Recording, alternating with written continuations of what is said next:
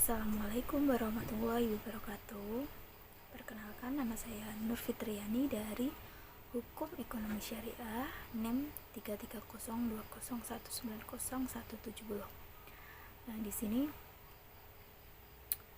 saya akan menerangkan tentang masalah keuangan publik dari sejarahnya, terus karakteristik keuangan publik dan kebijakan instrumen fiskal pemerintah Islam.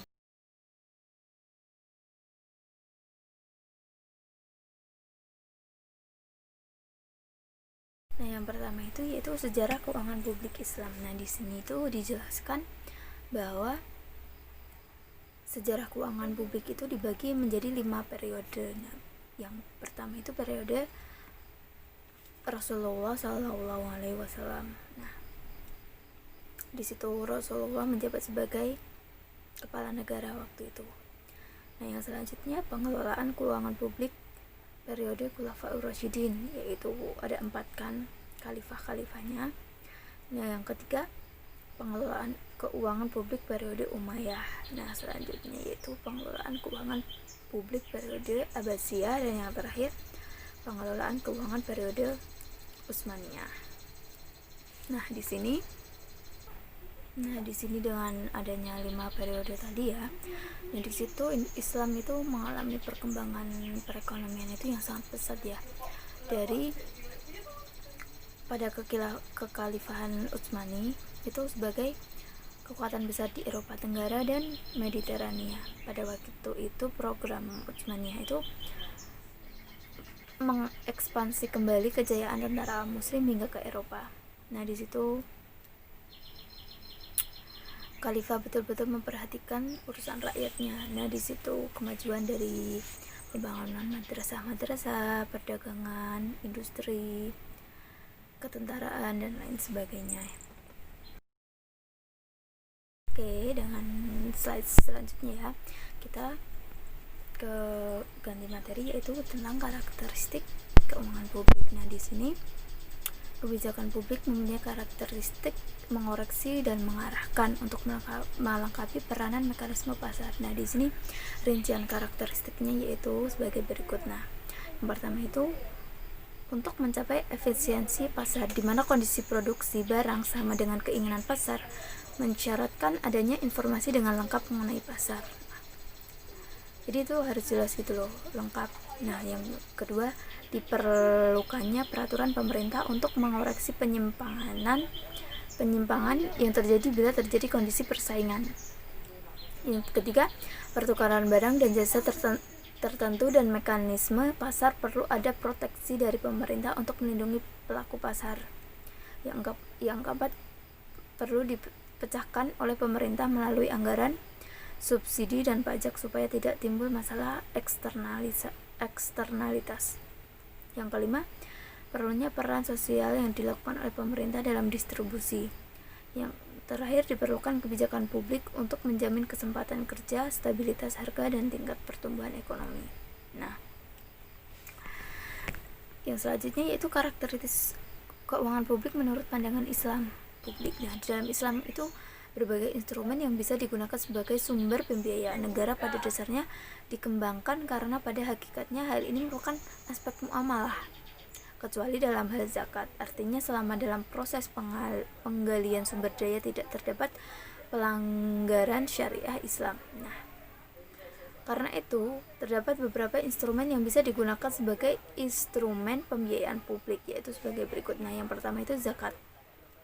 Nah, yang kedua, aset dan perusahaan negara. Yang ketiga, korot itu disebut dengan pajak tanah. Nah, yang selanjutnya jizyah adalah pajak yang dibayarkan oleh orang muslim sebagai pengganti fasilitas sosial ekonomi dan layanan kesejahteraan lainnya. Yang kelima, wakaf berarti menyerahkan suatu hak milik yang telah lama kepada seseorang atau nazir, baik berupa perorangan maupun lembaga. Nah, di sini kebijakan dan instrumen fiskal pemerintah Islam. Yang selanjutnya itu kebijakan dan instrumen fiskal pemerintah Islam. Dalam kebijakan Islam, kebijakan fiskal telah dikenal sejak zaman Rasulullah. Nah, di sini ciri kebijakan fiskal Baitul Mal di zaman Rasulullah itu, yang pertama, sangat jarang terjadi anggaran defisit. Dalam teori ekonomi, anggaran defisit ini menimbulkan berbagai persoalan akibat adanya pertambahan yang beredar, antara lain terjadinya inflasi dan melemahnya nilai tukar uang. Nah, yang kedua, sistem pajak proporsional.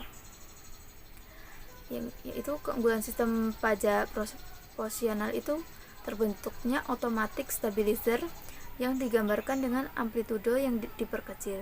Artinya, apabila kondisi ekonomi sedang memuncak atau lagi booming, maka tidak terjadi bubble. Sebaliknya, bila ekonomi sedang menurun, maka tidak terjadi crash. Nah, yang ketiga, besarnya rate coverage ditentukan berdasarkan produktivitas lahan, bukan berdasarkan zona. Jadi produktivitas itu diukur dari tingkat kesuburan tanah, jumlah produk. Nah, dengan demikian sangatlah mungkin lahan yang bersebelahan dikenakan rate coverage. Nah, yang keempat, berlakunya regresif rate untuk zakat peternakan. Yang dimaksud dengan regresif itu penurunan rate dengan jumlah hewan ternak yang dipelihara semakin banyak. Nah, yang kelima, perhitungan zakat perdagangan berdasarkan besarnya keuntungan bukan atas harga jual. Sistem perhitungan zakat perdagangan berdasarkan keuntungan profit atau kuasiran, tidak mempengaruhi kurva penawaran sehingga jumlah barang yang ditawarkan tidak berkurang dan tidak terjadi kenaikan harga jual. Yang keenam, porsi besar untuk membangun infrastruktur. Nah, yang ketujuh, manajemen yang baik untuk hasil yang baik. Manajemen yang baik akan memberikan hasil yang baik. Hal ini dapat dilihat dari zaman Umar bin Khattab, di mana penerimaan Baitul Mal mencapai 180 juta dirham. Yang selanjutnya yaitu jaringan kerja antara Baitul Mal pusat dengan Baitul Mal daerah.